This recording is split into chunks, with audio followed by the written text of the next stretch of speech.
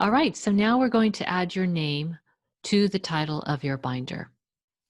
So after you've logged into your account, you see your binder right here under your My Binders page. And in order to change that title, we're going to launch the editor of the binder.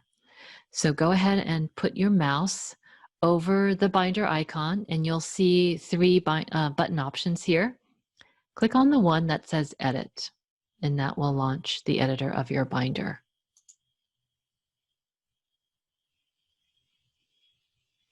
Okay, so when you are in the editor of your binder will open up with a series of buttons that allow you to make changes to your binder.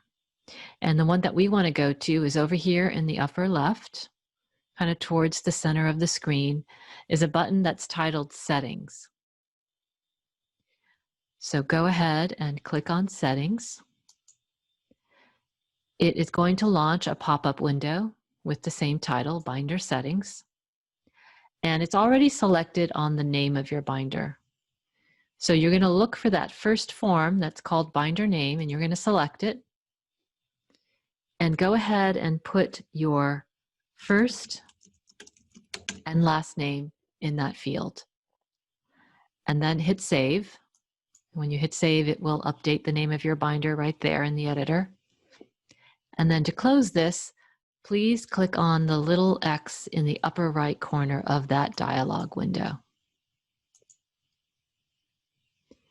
Okay, so to see that your binder name has been changed, let's go ahead and view it in the play view of your binder. So go ahead and move your cursor up to View along the series of light gray buttons that are over here on the right side of your screen. Go ahead and mouse over on View, and then go ahead and go to Play. And you will see your name as the title of the binder over here on the left of the screen.